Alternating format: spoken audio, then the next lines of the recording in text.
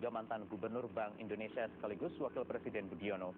Ketiganya punya jawaban berbeda terkait pemberian fasilitas pendanaan jangka pendek maupun penetapan Bank Senturi sebagai bank yang berdampak sistemik.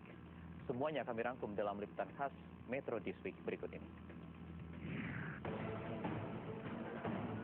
Pembuat kebijakan publik seperti kami kadang-kadang tidak punya kemewahan membandingkan antara manfaat dan mudarat, Pak Hakim.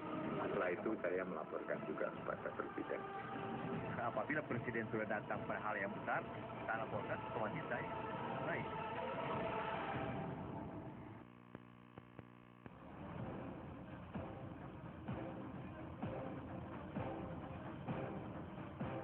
Mantan Menteri Keuangan Sri Mulyani, mantan Wakil Presiden Yusuf Kala, dan mantan Gubernur Bank Indonesia Budiono menjadi sorotan sepekan terakhir karena kesaksiannya di sidang skandal dana talangan Bank Senturi dengan terdakwa mantan Deputi Gubernur Bank Indonesia Budi Mulya. Pengamanan dan fasilitas diperketat karena untuk pertama kalinya seorang Wakil Presiden bersaksi di persidangan Tipikor. Kesaksian Budiono diawali dengan mendengarkan 4 rekaman pembicaraan pertemuan Dewan Gubernur Bank Indonesia yang seakan merinci kebobrokan kondisi Bank Senturi. Ibu Menteri dengan keras dan sinis mengatakan, saya nggak mau dong dikasih begitu aja bank-bank tiba-tiba. Udah sakit lalu saya mesti bayarin. Harus ada dong punishment sama orang BI-nya. Bagaimana prosedurnya dan sebagainya. Senturi ini memang ada unsur-unsur nggak benernya gitu. Mungkin mohon maaf ini saya katakan ini kasat lain. Saya bisa aja bilang saya sakit bulan lebih dalam keadaan krisis, sakit terus gitu kan. Sebenarnya sakit aja lebih tenang. Nggak bakalan masuk penjara kapan. Ya kalau boleh mengemukakan pendapat dari awal pun saya nggak pendapat kalau kita memberikan SPGP kepada bank ini, Pak. Setiap the minute kita dianggap membuat satu policy hanya untuk satu bank, kita semua salah nantinya. Itu waktu Presiden mendarat di Tokyo dulu. Saya melaporkan dan beliau memberikan arahan-arahan.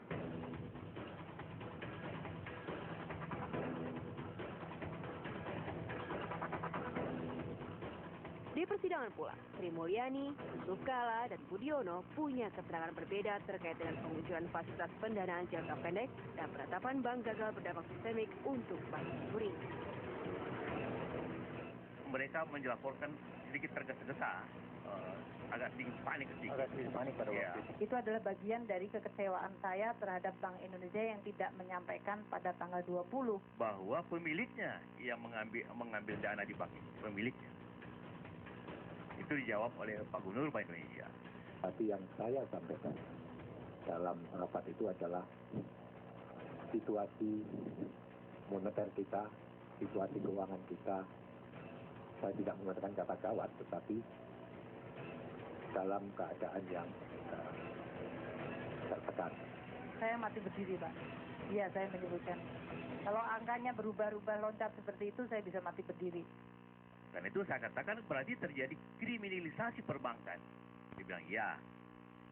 Kalau begitu saya katakan, ini perampokan. Tidak, karena rapat besar itu kalau kita umumkan ada masalah Bank Senturi, sama saja kita bunuh diri.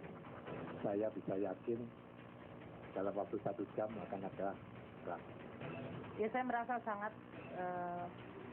kaget dengan angka yang berubah dari 632 menjadi 2,6.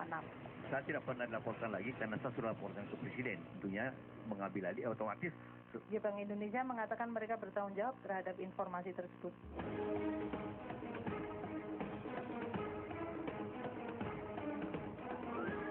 Terdakwa Budi Mulya berharap kesaksian 3 petinggi negeri di persidangan mampu membuka kebenaran sekaligus meringankan posisinya.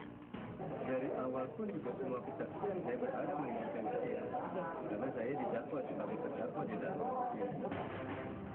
Kemudian, pengungkapan siapa aktor intelektual dalam kasus bailout Bank Senturi masih menimbulkan tanda tanya dan kontroversi tersendiri bagi sejumlah pihak.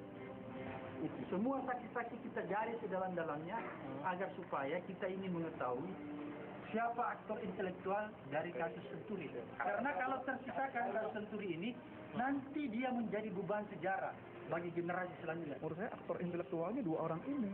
Dalam kasus FPCP ya Pak Budiono, Dan yang untuk PMS itu adalah Ibu Sri Mulyani Indrawati, tapi mereka adalah aktor intelektual yang memang sudah menjalankan kewenangannya sesuai undang-undang.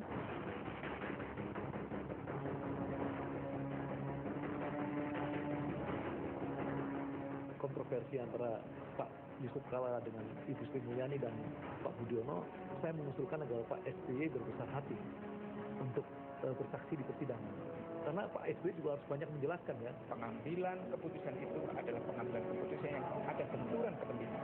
Ada upaya-upaya ingin menggiring seakan-akan Pak JK ini terlibat dalam sebuah upaya menyetujui bailout itu sejak awal. Lonjakan dana talangan hingga lebih dari 2 triliun rupiah untuk Bank Senturi masih misteri, meski pihak petinggi negeri telah bersaksi. Ya, sesaat lagi kami akan rangkumkan sejumlah peristiwa penting yang terjadi